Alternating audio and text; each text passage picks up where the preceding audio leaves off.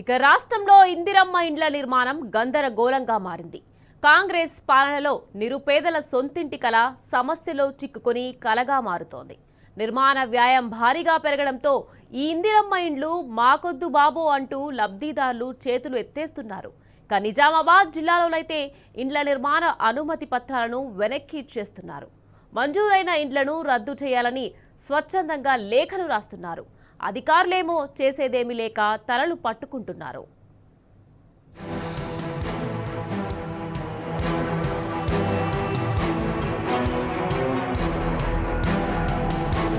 కాంగ్రెస్ సర్కారు గొప్పగా చెప్పుకుంటున్న ఇందిరమ్మ ఇండ్ల పథకం నత్తనడకన సాగుతున్నది. రేవంత్ పాలనలో పేదవాడి సొంతింటి కల చుట్టూ సమస్యల సాలెగుళ్లు అల్లుకున్నాయి. ప్రభుత్వం చేపట్టిన ఇందిరమ్మ ఇండ్ల పథకం లక్ష్యం నీరుగారిపోతోంది. గ్రామ సభల్లో దరఖాస్తును స్వీకరించి అర్హులకు ప్రభుత్వం ఇండ్లను మంజూరు చేసింది. సొంత స్థలం ఉన్నవారికి దశల వారీగా 5 లక్షల రూపాయల ఆర్థిక సాయం అందిస్తోంది. కానీ నిర్మాణ వ్యయం భారీగా పెరగడం, బేస్మెంట్ వరకు నిర్మించినా తొలిదశ బిల్లులు రాకపోవడం, ఎన్నికల కోడ్ వల్ల బిల్లులు వస్తాయో రావోనన్న భయం, ఇతరత్రా అనేక సమస్యలతో ఇందిరమ్మ ఇండ్లు మాకొద్దు బాబు అంటూ లబ్ధిదారులు చేతులెత్తేస్తున్నారు. ఉమ్మడి నిజామాబాద్ జిల్లాలో ఇండ్ల నిర్మాణ అనుమతి పత్రాల్ని వెనక్కి ఇచ్చేస్తున్నారు. మంజూరైన ఇండ్లను సైతం రద్దు చేయాలంటూ ఎంపీడీఓలకు స్వచ్ఛందంగా లేఖలను అందజేస్తున్నారు.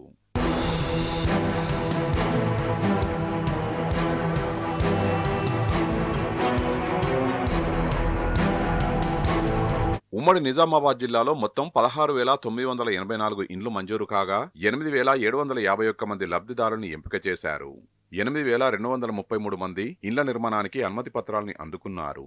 ఇందులో కొంతమంది బేస్మెంట్ లెవెల్ వరకు నిర్మించుకోగా మరికొంతమంది ఇంకా ముగ్గు కూడా పోసుకోలేదు. ఒకవైపు నిర్మాణ వ్యయం భారీగా పెరిగిపోవడంతో ప్రభుత్వం ఇస్తున్న 5 లక్షల రూపాయలు ఏ మూలకు సరిపోవని లబ్ధిదారులు భయపడుతున్నారు. మరోవైపు ప్రభుత్వమేమో ఇచ్చే బిల్లుల్ని ఇంటి నిర్మాణ పనుల్ని బట్టి 6 దశల్లో మంజూరు చేస్తామని చెబుతోంది. కానీ లబ్ధిదారులు బేస్మెంట్ల వరకు నిర్మాణాలు పూర్తి చేసినా ఇంతవరకు బిల్లులు రాక ఆందోళన చెందుతున్నారు. అధికారులు ప్రజాప్రతినిధుల చుట్టూ చక్కర్లు కొడుతున్నారు. ఇప్పటికైనా స్పందించి తొలిదశ బిల్లుల్ని మంజూరు చేయాలని ప్రభుత్వాన్ని కోరుతున్నారు. ప్రతి వ్యక్తికి ఇంట్లో ఉండాలనే ఉద్దేశంతో అప్పుడు 4 లక్షల ఇల్లు ఏడాదికి ఇస్తా అని చెప్పిండి. ఇప్పటికి 20 నెలలు అయింది. ఇప్పటికి ఒక ఇల్లు కూడా కంప్లీట్ కాలేదు. మా ఊరికి 35 ఇండ్లు శాంక్షన్ అయితే అందులో ఇప్పుడు ముగ్గు పోసి పంచాలు చేసిన ఇండ్లు 10 ఇండ్లే వేసిర్రు. అందులో 6 ఇళ్ళకే బిల్లు వచ్చినాయి. ఎక్సెప్టే ఉండాలి అనే నిబంధన పెడితే కొంతమంది ముందుకు వస్తలేరు.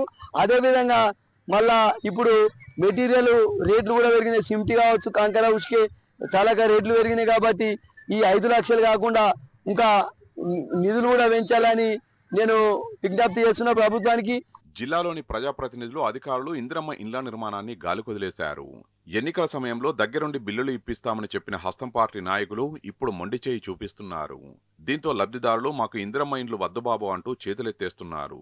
భవన నిర్మాణ సామగ్రి ధరలు ఆకాశాన్నంటడం, బిల్లులు వస్తాయో రావో అనే భయంతో పలువురు వెనక్కి తగ్గుతున్నారు. ఇండ్ల నిర్మాణ అనుమతి పత్రాలను వాపసిస్తున్నారు. మంజూరైన వాటిని సైతం రద్దు చేయాలంటూ స్థానిక ఎంపీడీఓలకు స్వచ్ఛందంగా లేఖను అందజేస్తున్నారు. అధికారులు ఎంత నచ్చజెప్పినా ఫలితం లేకుండా పోతోంది. ముందే పనులు చేపట్టడానికి తమకు ఆర్థిక స్తోమత లేదని ప్రధాన కారణంగా చెబుతున్నారు.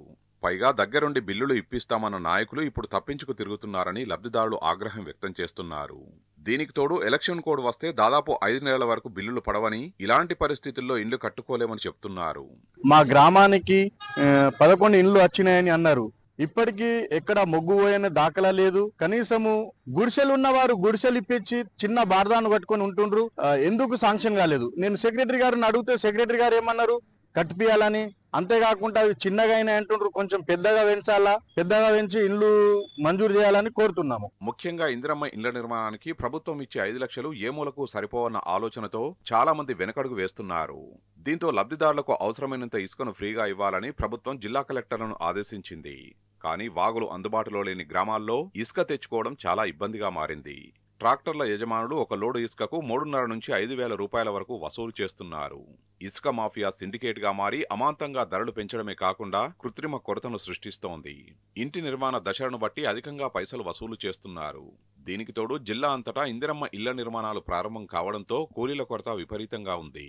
ఇళ్ల సంఖ్యకు అనుగుణంగా మేస్త్రీలు లేకపోవడం, ఒక్కొక్కరు అధిక సంఖ్యలో కాంట్రాక్టులు తీసుకోవడం వల్ల సకాలంలో ఇళ్లను నిర్మించలేకపోతున్నారని ప్రజలు చెబుతున్నారు.